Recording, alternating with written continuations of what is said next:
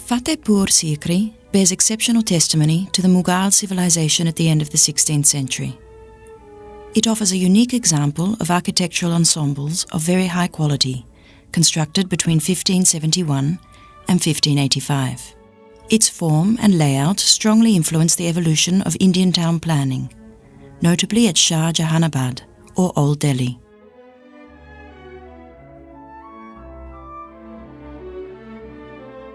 The Hiran Minar, meaning Deer Tower, is located north and west of the Haithi Pole, outside the palace complex. Measuring 21 meters in height, the circular tower's plan is octagonal at its base and is topped with a chhatri. The circular part of the tower is decorated with stone spikes, and a circular balcony projects on stone corbels from the upper part of the tower.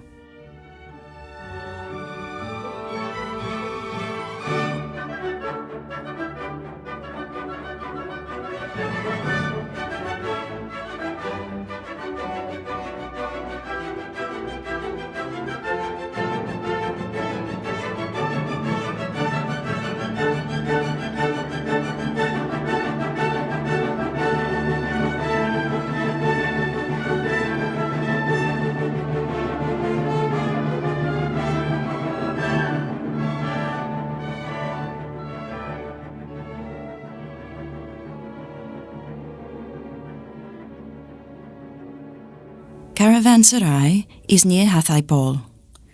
The building was built as a guest house for important persons or traders. The interior of the sarai has a spacious quadrangle court. Caravanserai is located on the slope of the ridge, which was beautifully utilized by terraced construction. It is rectangular in plan, having its main entrance in the middle of the northwest side. The gateway stands over a small plinth, which was broken in the middle to allow access to the main entrance archway, flanked on the sides by two smaller ones. The smaller arches are also decorated with marble. The soffits of these arches were once decorated with stucco work in geometrical designs. Akbar's interest in Fatehpur Sikri was justified not only by its strategic position, but by the history that his ancestor Babur has with the site. The city touches the easternmost tip of Rajasthan and is located on the main route between Agra, the Mughal centre of power, and Ajmer, the heavily frequented annual pilgrimage site of Mundun Din Christie's tomb.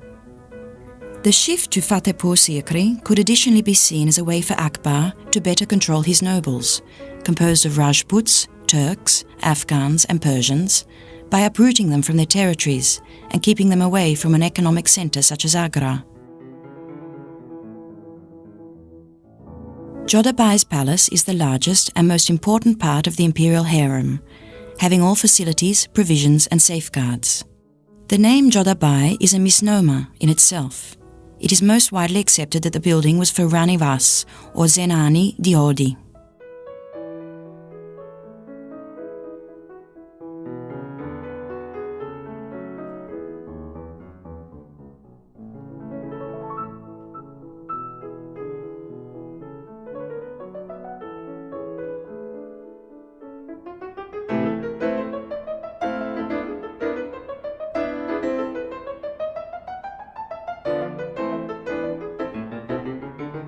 Hindu motifs such as swans, parrots, elephants, lotus flowers, srivatsa marks and gantmala decorate the interior. The colonnaded dalan contains curvilinear square pillars with beautiful mouldings and extremely graceful brackets.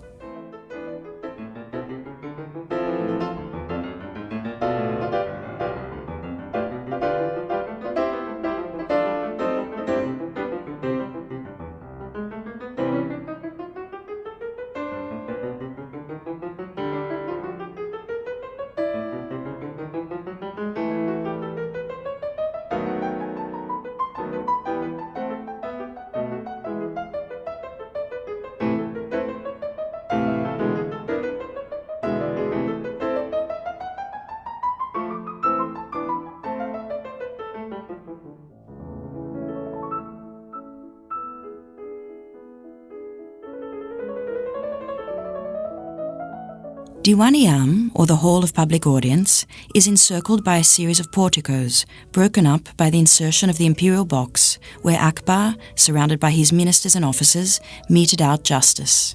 This box communicates directly with the imperial palace, as it is flanked to the north by the Hall of Private Audience, or Jewel House, a monument known for its central plan, which comprises an extraordinary capital surmounted by a circular balcony or throne. Northeast of the Anup Talau is a heavily ornamented chamber, popularly referred to as the Pavilion of the Turkish Sultana, and now more simply referred to as the Anup Talau Pavilion. According to some, Akbar used this pavilion to receive visitors and honoured guests. Carved with floral and geometric patterns, the main chamber is one of the most richly ornamented structures of the entire complex. Opulent carvings adorn dado panels, columns, pilasters, double columns, brackets and friezes. Every square metre of the interior dado panel is covered with vegetable and animal motifs, with distinctive borders of hexagons and swastikas. The Anup Talau, or Peerless Pool, was completed in 1576 on a wide platform to the north of the imperial apartments in the Mahal-i-Kas courtyard. Enclosed by a complex of halls, pavilions and wide covered colonnaded passageways, the Mahal-i-Kas was formerly entirely screened off from the Pachisi court. The Anup Talau is a red sandstone masonry tank, square in plan and bilaterally symmetrical. A square island platform stands at its centre. Stone bridges are supported by stone columns with bracket capitals. Another name for the Anup Talau, the Char Chamad, refers to these four bridges.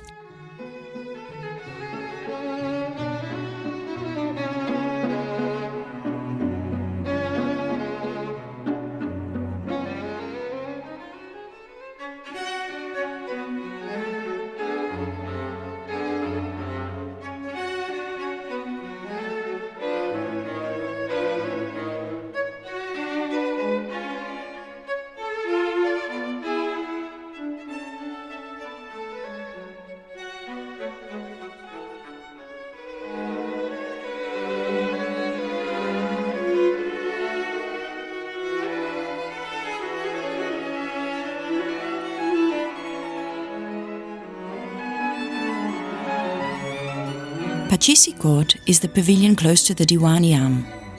The paving of this courtyard has been set in black and white like a gigantic chessboard on which the game Pachisi was played.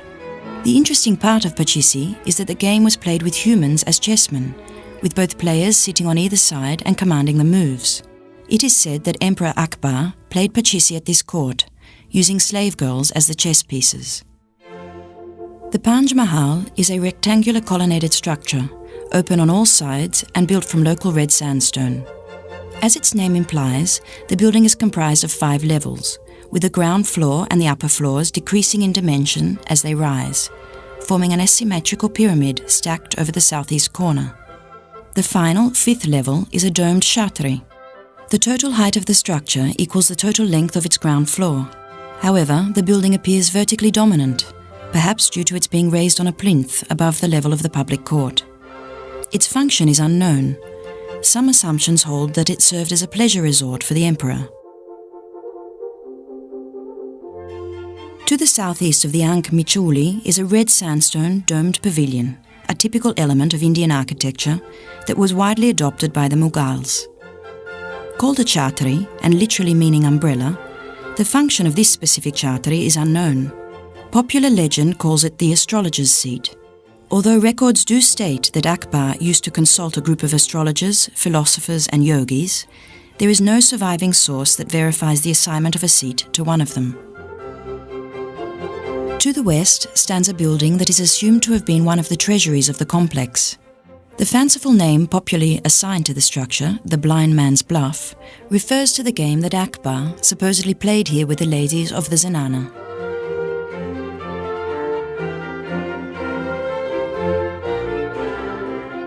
The freestanding structure, situated in the centre of this courtyard, has come to be identified as Diwan-i-Kas.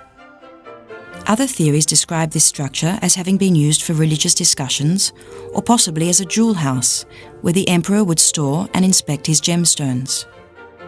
The building's plan is unique and has attracted many interpretations based on its symbolism. Built in red sandstone, it is a square, symmetrical building on the exterior. From without, it appears double-storied. Its 4 elevations are identical. On the ground floor, each elevation is pierced along its central vertical axis by a doorway. A peripheral balcony with a jali-filled stone balustrade, supported by heavily decorated corbels, runs at the height of the first floor above ground level. The predominant element of its interior is a massive ornamental column, square at its base and octagonal at the shaft, located in the center of the space.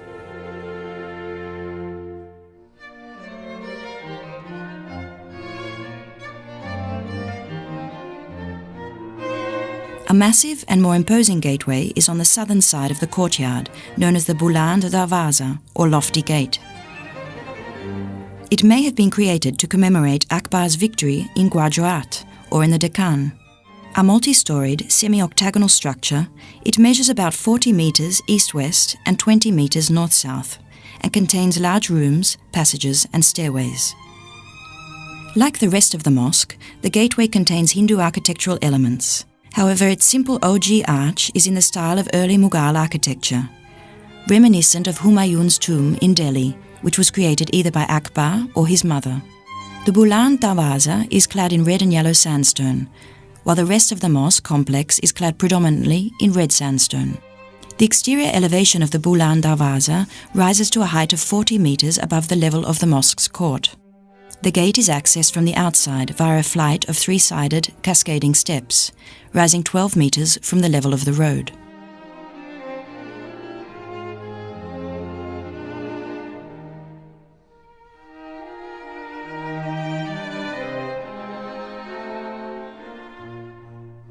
The Friday Mosque of Fatehpur Sikri is the sacred complex of the fortified imperial city built by Akbar between 1571 and 1585. A congregational mosque organised around a large courtyard, it was the largest mosque in India at the time of its construction. Its completion, according to an inscription, can be dated to 1571. The mosque complex, as well as the palace complex, contains similarities to earlier structures in Gujarat and Janapur. The northern, southern and eastern sides of the courtyard are filled with spacious arcades or dalans. The dalans are organised in 2 continuous bays. The inner bay is composed of small hujras or cells, likely used as sleeping chambers for pilgrims and practitioners. The outer bay is a continuous arcade with broad, pointed arches supported on square pillars. It forms the courtyard edge. These arches are not true arches, but are composed of 2 inclined stone slabs. Stone lintels, located above the apex of the arches, transfer the load to the columns below.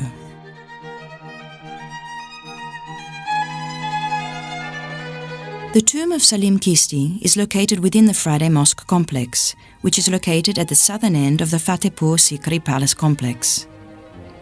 It occupies a prominent position within the mosque courtyard, with the Buland Darwaza facing its main entrance. The original sepulchre was built by Akbar between 1571 and 1580 to honour the Sufi saint Salim Kisti. Legend has it that Akbar, who lacked an heir, sought assistance from Salim Kisti. The son then born to Akbar was named Salim after the saint and later became known as Jenakgir.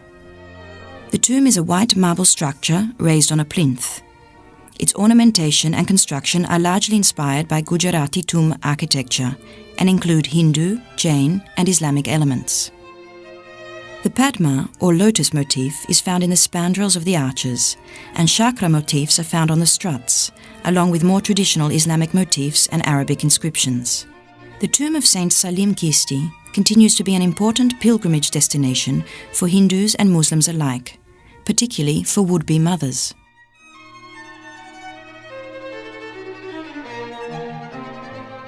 The wonderful monuments of the Fatehpur Sikri are recognized for their beautiful architectural features worldwide. Moreover, the entire city of Fatehpur Sikri has been listed among the UNESCO World Heritage Sites.